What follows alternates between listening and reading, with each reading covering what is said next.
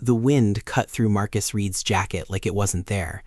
The concrete beneath him held the day's cold and gave it back all night.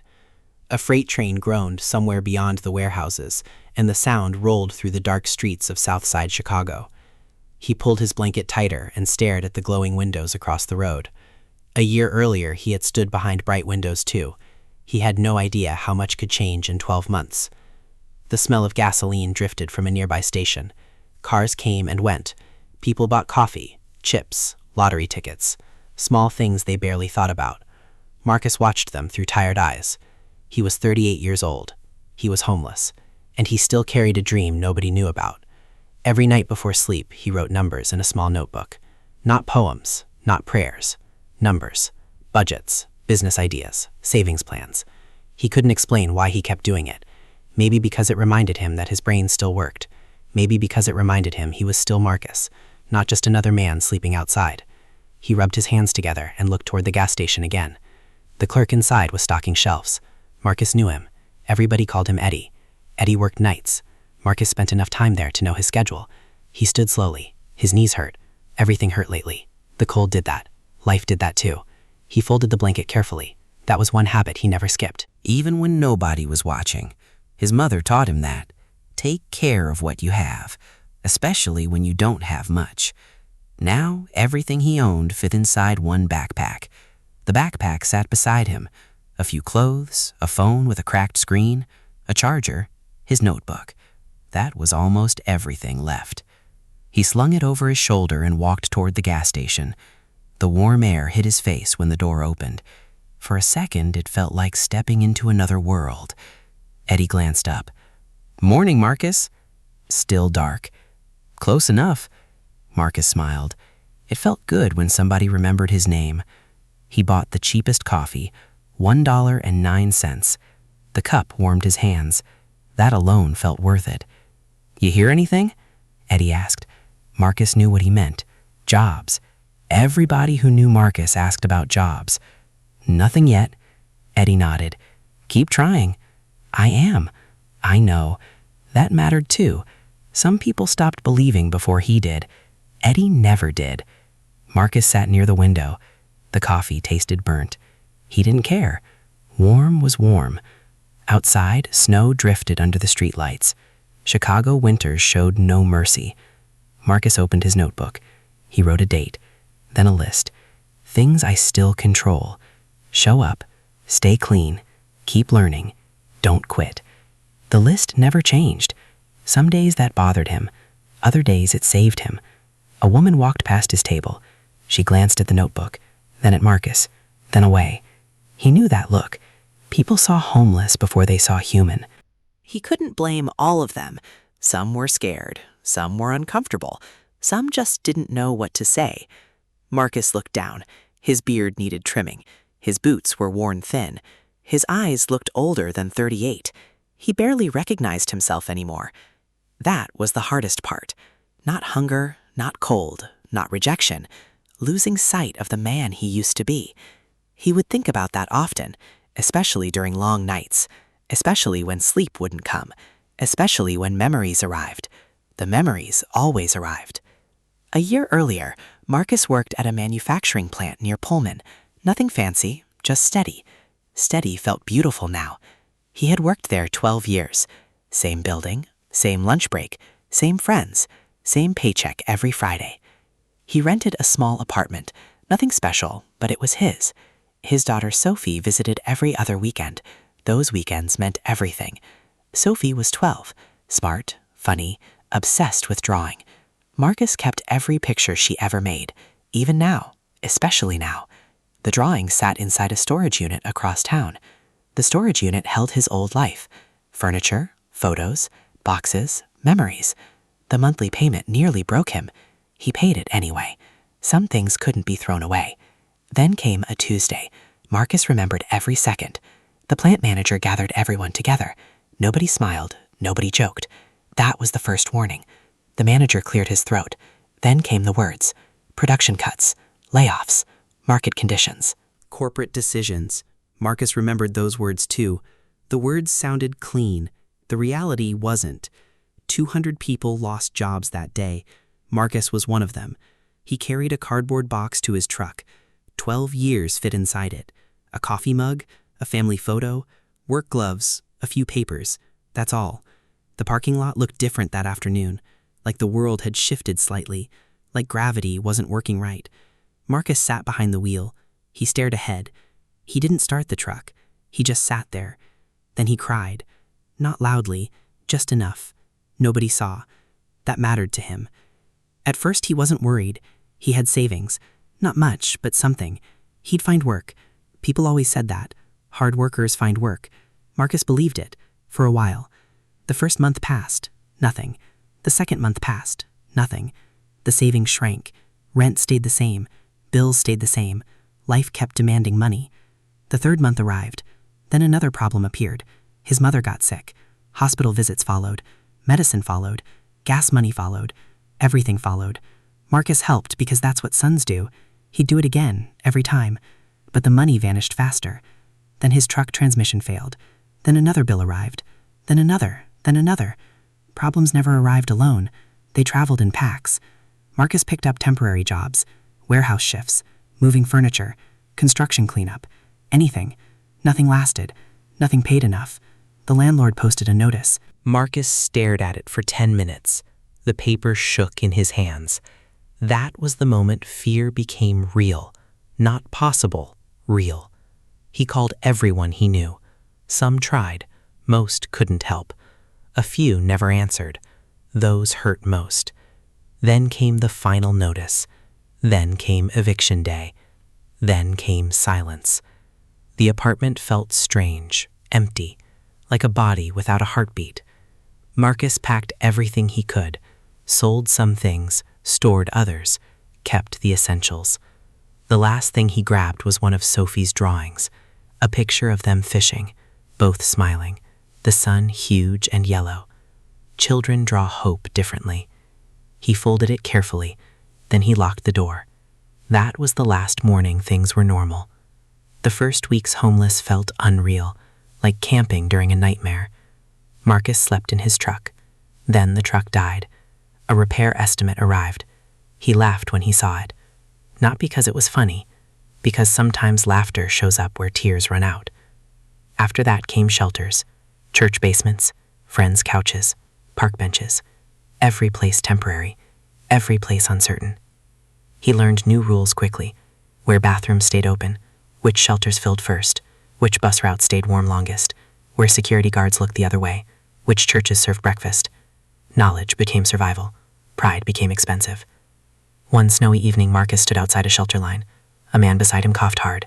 Another argued with himself. A woman wrapped blankets around two children. Marcus looked away. The sight broke his heart, not because they were strangers, because they weren't, not anymore. He belonged to this world now. The realization hit hard. A volunteer opened the shelter doors. Warm air spilled outside. Everybody moved forward. Nobody ran. Nobody pushed. Most had done this before. Inside smelled like detergent and old shoes. Marcus found a cot. He sat quietly. Across the room, a television played. Nobody really watched. People stared through it. The shelter worker approached. Her name tag read Angela. You knew? Kind of. She smiled. That means yes. Marcus nodded. Angela handed him a small hygiene kit. Soap, toothbrush, razors. Simple things, important things. Glad you're here, she said. Nobody had said those words in weeks. Marcus looked down. Thank you. Angela remembered names. That was her gift. 2 weeks later, she greeted him without checking paperwork. Morning, Marcus? It sounds small. It wasn't. Being remembered mattered. Being seen mattered. People underestimate that. Winter deepened. Snow piled along curbs. The city looked frozen. Marcus spent afternoons at the public library. The library became his refuge. Warm, quiet, safe. He applied for jobs there. Hundreds. Warehouse jobs, retail jobs, driving jobs, maintenance jobs, anything. Most never replied. Some replied with rejection. Others disappeared completely. The silence hurt worse. At least rejection acknowledged existence. One afternoon, a librarian named Janet walked past his computer. "You always sit here." Marcus laughed. "Guess I do." She glanced at his screen. Job applications, again. "Keep going," she said. "Trying. I can tell." Then she kept walking. Simple words, yet he remembered them months later, because encouragement sounds different when life falls apart. One evening, Marcus called Sophie. He never missed Thursdays. Never, no matter what. Even if his phone battery sat at 3%, even if snow covered the sidewalk, even if he felt ashamed, he called. Every Thursday, always. Sophie answered immediately. "Dad!" Her voice brightened something inside him. "Hey, kiddo. How are you?" The question always scared him. How honest should he be? He chose carefully. "I'm working on things." "Mom says you're trying really hard." Marcus swallowed. "Your mom's right." "I know." A pause followed. Then Sophie said something he never forgot. "I still believe in you." Marcus closed his eyes. Traffic passed nearby. Cold air stung his face. But for 1 second, none of it mattered. "I love you," he said. "I love you too." He saved every voicemail she sent. He still listened when nights got rough, especially then. Spring finally arrived. Chicago thawed slowly. Dirty snow disappeared. Rain replaced it. Marcus found day labor work, small jobs, not enough, but something. He carried boxes, cleaned lots, loaded trucks. His back ached constantly. Still, he showed up. One morning, another worker laughed at Marcus's notebook. "You writing a novel?" Marcus smiled. "No." "What then?" "Plans." The worker shook his head. "Man, I just get through today." Marcus understood. Most people there thought that way. Survival leaves little room for tomorrow. Yet Marcus kept planning, kept learning, kept studying. He watched business videos on library computers, read books about money, took notes, filled pages. Something about financial freedom fascinated him. Not luxury, not mansions, freedom. The idea of breathing without panic, the idea of bills arriving without fear, the idea of choosing instead of reacting. That dream stayed alive, tiny, fragile, alive. One night, rain hammered the city. The shelter was full, every bed taken. Marcus walked beneath an overpass. Cars hissed through puddles above. Water dripped steadily nearby. He wrapped himself in his blanket. Sleep refused to come. He stared into darkness and finally admitted something. He was tired. Not physically, spiritually. The constant struggle, the constant uncertainty, the endless climbing. He felt worn thin. For the first time, he considered giving up. Not completely, but enough. Enough to stop trying so hard. Enough to stop believing things could change. Many people know that feeling. Not homelessness. That moment. The moment when effort seems pointless. The moment hope feels foolish. The moment quitting almost sounds peaceful. Marcus sat there for a long time. Then his phone buzzed. A voicemail. "Sophie." He played it. "Just wanted to say goodnight, Dad." A pause. "I drew another picture today." Another pause. "I'll show you soon." Marcus listened twice, then 3 times, then 4. The thought of quitting disappeared, not because problems vanished, because purpose returned. Sometimes that's enough. The next morning he woke before sunrise. He did 20 push-ups beside the overpass, another habit, another small act of control. Then he walked to the gas station. Eddie looked surprised. "You look different." "I am different." "Good different?" Marcus thought about it. "Maybe." Eddie handed him a coffee. "No charge today." Marcus started to refuse. Eddie shook his head.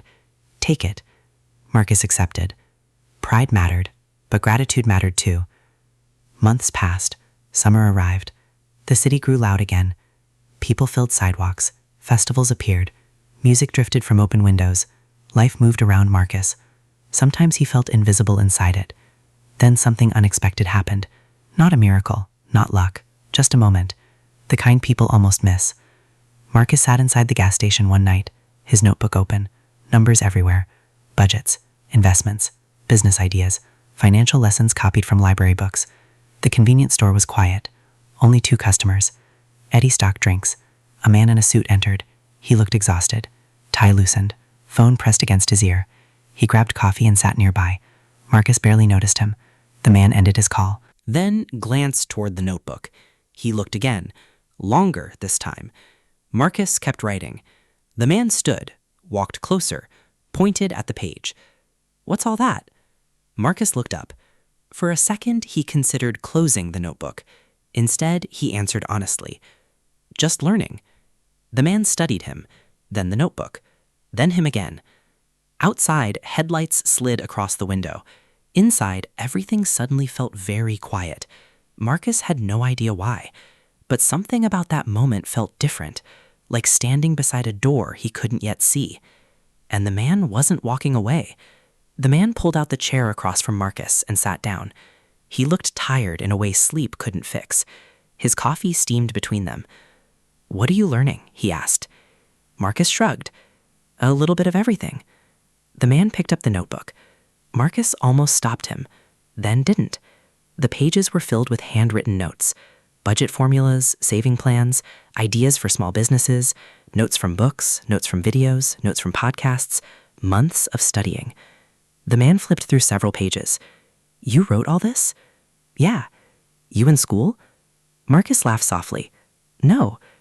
The man looked confused. "Then why are you studying this stuff?" Marcus thought for a moment. Because the truth sounded ridiculous. Because homeless people weren't supposed to talk about investing, or cash flow, or financial freedom. People expected different conversations, not these. Finally, he answered, "Because I don't want this life forever." The man stared at him, then nodded slowly. That answer seemed to mean something. "My name's Daniel." "Marcus." They shook hands. Daniel glanced around the store. "You come here every night?" "Most nights." "Studying?" Marcus smiled. "Trying to." Daniel looked back at the notebook. "You know more than most people I work with." Marcus laughed again, this time harder. "You're kidding." "I'm not." Marcus wasn't sure what to say. Daniel finished his coffee, then stood. Before leaving, he reached into his pocket, pulled out a business card, and slid it across the table. "Call me tomorrow." Marcus looked at it. The card said Daniel Parker. The company name meant nothing to him. Neither did the job title. "What for?" Marcus asked. Daniel smiled. "Let's just talk." Then he walked out. The door closed behind him. Marcus stared at the card for 10 minutes. Eddie walked over. "You okay?" Marcus held up the card. "I think something weird just happened." Eddie looked at it. "Looks important." "Maybe."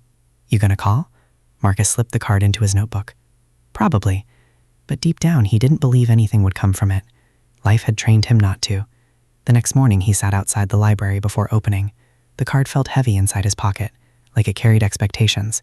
By noon, he finally called. Daniel answered immediately. "Marcus." That surprised him. Daniel remembered. "Hey, you free tomorrow morning?" "Yeah." "Meet me downtown." Marcus wrote down the address. It turned out to be a small office building.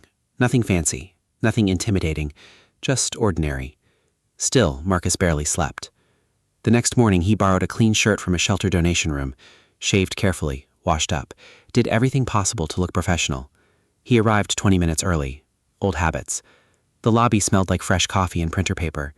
Marcus sat nervously. A receptionist smiled. "You, Marcus?" "Yeah." "Daniel's expecting you." That sentence alone felt strange. Someone expecting him. Someone waiting for him. Not because paperwork required it, because they wanted him there. Daniel greeted him warmly. They sat in a small conference room. Sunlight poured through the windows. The city stretched below. Marcus hadn't seen Chicago from that angle in years. Daniel asked questions. Not interview questions. Life questions. What happened? How long he'd been homeless. What he studied. Why he kept studying. Marcus answered honestly. Every answer. Every mistake. Every failure. Daniel listened carefully. No judgment. No pity. Just listening. Finally, Daniel leaned back. "I run financial education programs." Marcus blinked. "What?" "For low-income communities." Marcus stared. Daniel smiled. "I noticed something." "What?" "You weren't studying to sound smart." Marcus stayed quiet. "You were studying because you actually cared." The room felt silent. Then Daniel continued. "We need part-time workshop assistants." Marcus's heart started pounding. "It doesn't pay much." Marcus didn't care. "It starts small." Marcus still didn't care. "You'd help organize materials." Still didn't care. "You'd learn while working." That mattered. A lot. Daniel folded his hands. "Interested?" Marcus answered before thinking. "Yes." The word came out instantly. Daniel laughed. "I figured." Marcus left the building feeling lighter. Not successful, not safe, not secure, just lighter, like a window had opened. The job started 2 weeks later. The pay was modest, very modest, but it was steady. Steady mattered. The office wasn't glamorous. A few desks, a break room, stocks of educational materials. Marcus loved it immediately. For the first time in years, he wasn't hiding his interest in money. People there talked about it constantly. Budgets, credit scores, debt, investing, savings, retirement. The subjects fascinated him. The work felt meaningful. Many program participants came from situations similar to his own. Some were struggling with debt. Others faced eviction. Others worked multiple jobs. Marcus understood them. Not from textbooks, from life. One afternoon, a woman named Carla attended a workshop. She looked exhausted. Marcus recognized that look. He'd worn it himself. Afterward, she approached him. "Do these strategies actually work?" Marcus smiled. "They can." "You believe that?" "I do." She crossed her arms. "Why?" Marcus paused. Then answered quietly, "Because I'm still standing." Carla looked at him for several seconds, then nodded. Sometimes people need proof more than advice. Marcus became proof. Months passed. The job expanded. Daniel trusted him more. Responsibilities grew. Hours increased. Pay improved slightly. Still not enough for housing. Not yet. But progress had started. Then came the first setback. The nonprofit lost funding. Budget cuts followed. Everybody worried, including Marcus. Old fears returned immediately. Fear has a long memory. Daniel called a meeting. Faces looked tense around the table. Marcus felt sick. The words reminded him of the plant closure years earlier. Funding, cuts, reductions. He hated those words. After the meeting, Daniel pulled him aside. "We aren't letting you go." Marcus exhaled. "You sure?" "Yes, but things might get tight." Marcus laughed. "Tight is familiar." Daniel laughed too. That moment mattered. Not because the problem disappeared, because Marcus handled it differently now. Old Marcus panicked. New Marcus planned. That was the difference. He picked up extra work, weekend shifts, freelance projects, anything helpful. And one evening an idea returned. An old notebook idea. A simple one. Financial coaching videos. Short videos. Simple language. No fancy words. Just practical advice. The same advice Marcus wished someone taught him years earlier. He started recording videos at the library, using his cracked phone. The quality was terrible. The lighting worse. The sound wasn't great. Nobody cared. At first, only a few people watched. Then a few more. Then 50. Then 100. Tiny numbers. Still exciting. One video explained emergency funds. Another explained budgeting. Another explained credit scores. Marcus spoke plainly, like a friend, like somebody who'd actually struggled, because he had. People noticed. Comments appeared. Messages arrived. Questions followed. The audience grew slowly, painfully slowly, but steadily. One night, Marcus checked his account. 10,000 subscribers. He stared at the screen, then checked again. 10,000. Not a mistake, not a glitch. Real. He sat quietly, smiling. Nobody around him understood why, but Marcus knew. People were listening. That mattered. Months later, a company offered sponsorship money. The amount wasn't huge, yet Marcus nearly cried. Someone wanted to pay him for knowledge. Knowledge he learned while homeless. Knowledge he learned sitting inside convenience stores. Knowledge he learned because desperation forced him to study. Life worked strangely sometimes. By the second year, things improved. The nonprofit promoted him. The channel kept growing. Income increased. Not dramatically, just enough. Then one afternoon, Marcus stood inside an apartment. A small apartment, nothing fancy. 1 bedroom, clean, safe, his own. The property manager handed him keys. Marcus stared at them.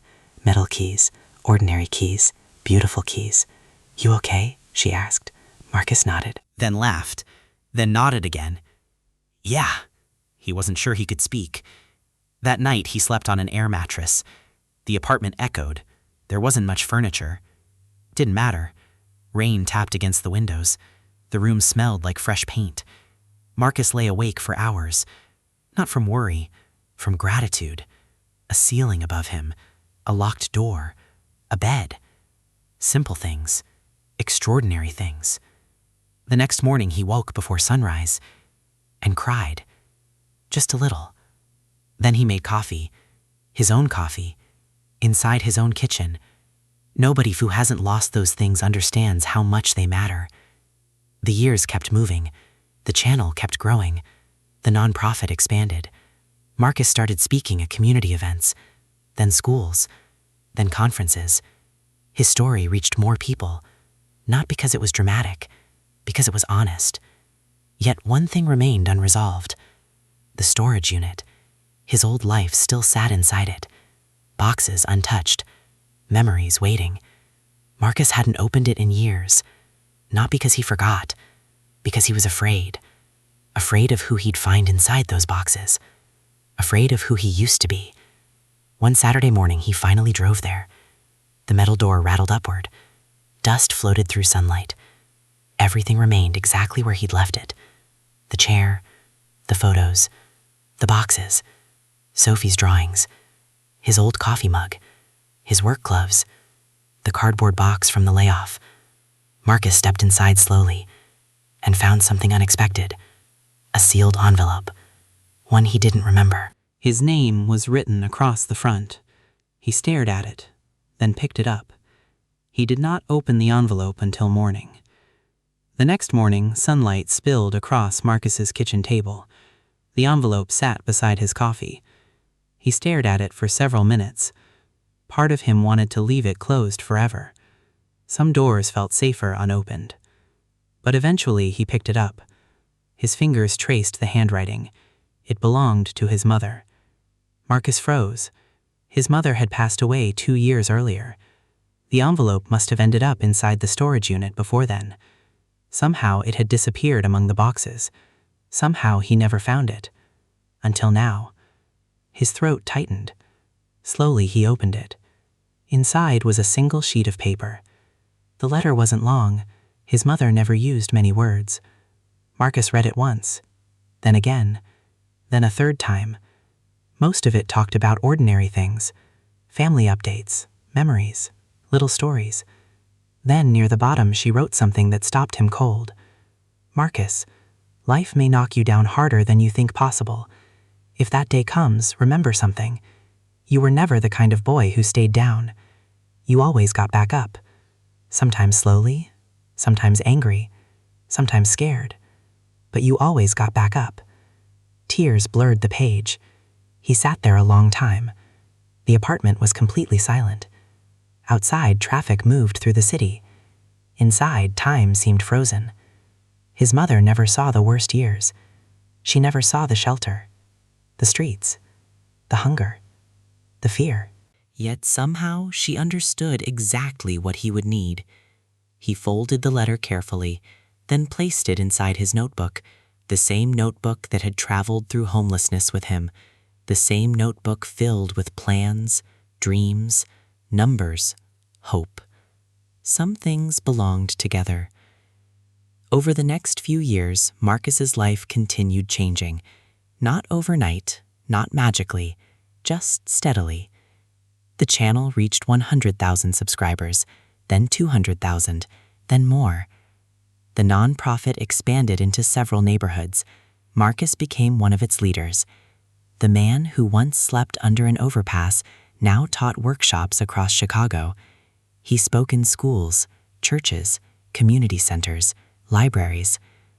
Sometimes he stood in rooms filled with hundreds of people. That still felt strange. The audience always expected an expert. Then Marcus told them the truth. The shelter, the notebook, the gas station, the overpass, the cracked phone. People listened differently after that. Because honesty sounds different. People can hear it.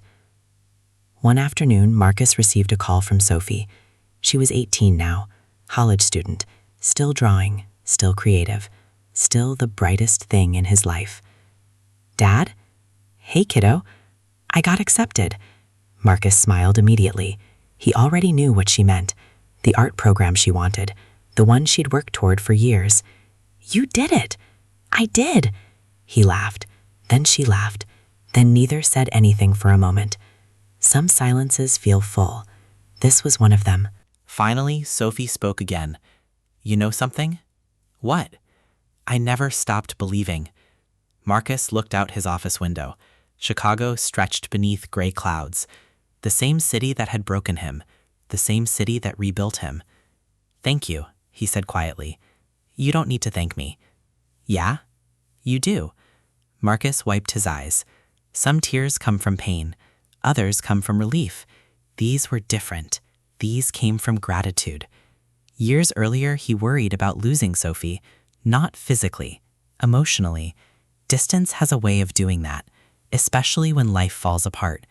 But somehow their bond survived. Not perfectly. Nothing survives perfectly, but it survived honestly. That mattered more. Later that year, Marcus purchased a small house. Nothing enormous, nothing flashy. A modest brick home on a quiet street. The kind of place he once walked past without noticing. The kind of place he once thought belonged to other people. The day he got the keys felt different from the apartment. The apartment brought safety.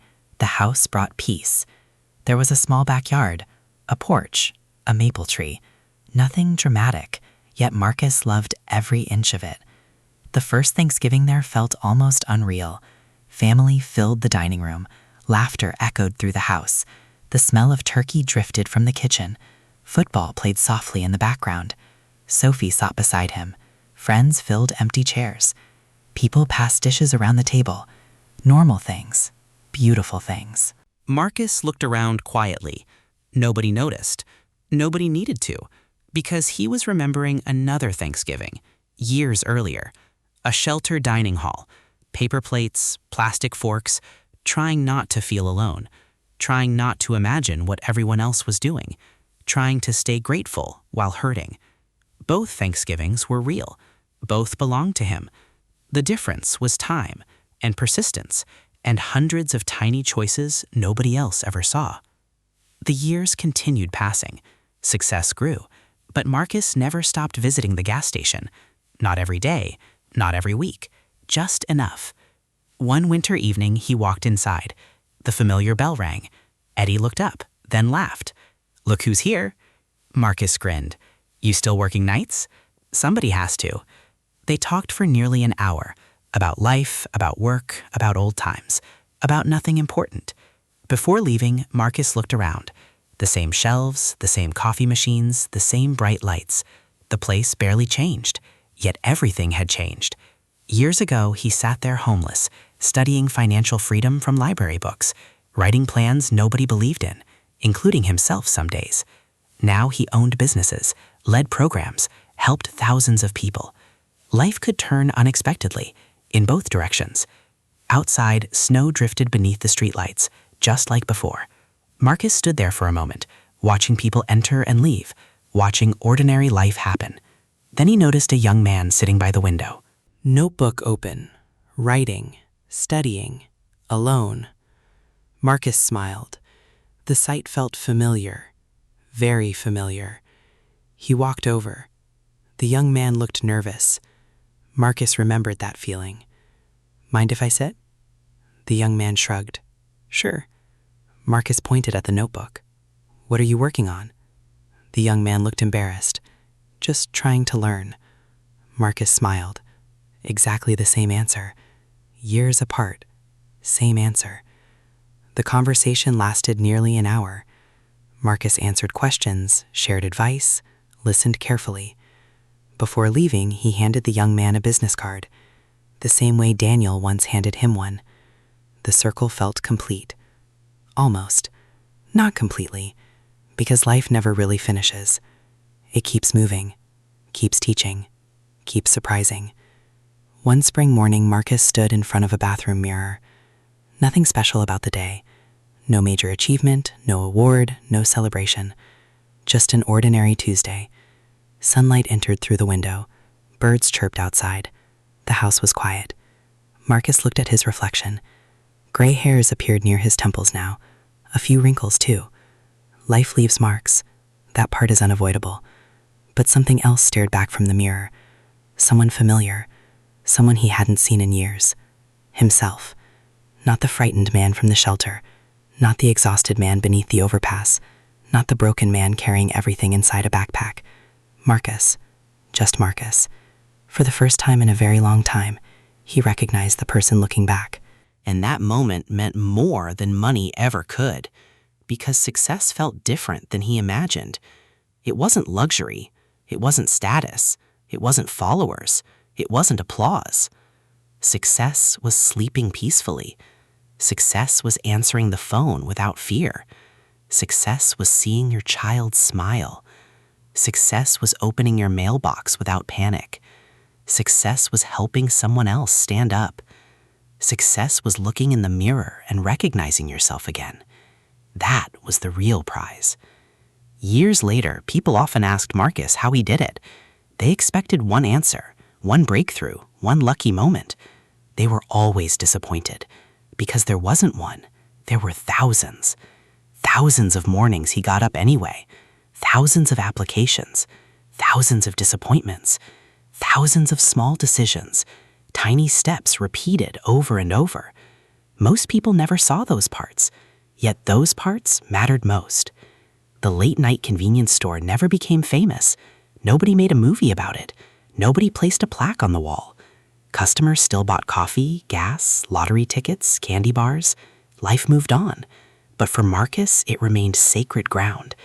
Because while everyone else saw a convenience store, he saw a classroom, a place where desperation studied hope, a place where failure learned patience, a place where a homeless man quietly taught himself a different future, one notebook page at a time, one night at a time, one lesson at a time. And maybe that's the truth many people miss. The turning points in life rarely look important while they're happening. They look ordinary.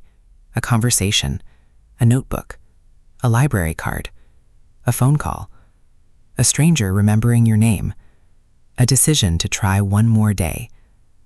Those small moments often carry entire futures inside them. Marcus understood that now. The city lights glowed beyond his window that evening. Chicago hummed with life. Millions of stories, millions of struggles, millions of hopes. Somebody was losing everything tonight. Somebody was finding their first chance. Somebody was standing exactly where Marcus once stood, and somebody was deciding whether to quit. He hoped they wouldn't, because he knew something now that he didn't know then. The distance between despair and dignity is often shorter than it appears. Not easy, not quick, but shorter. People are stronger than their worst season, stronger than their worst mistake, stronger than the labels placed on them. The world may take your money, your home, your plans, your confidence, sometimes even your hope. But as long as you keep learning, keep showing up, and keep taking the next step, there is still something nobody can take away from you: the chance to become someone new. And maybe the most important thing Marcus learned was this: every person you pass carries a battle you cannot see. A little kindness may matter more than you ever know. A remembered name may carry someone through another week. A small opportunity may change an entire life. The strongest people are not the ones who never fall. They are the ones who keep getting back up after nobody is watching. So when life puts you on a road you never wanted, will you let that road define you, or will you decide where it leads next? Sometimes the future begins with nothing more than refusing to quit today. The story is now complete.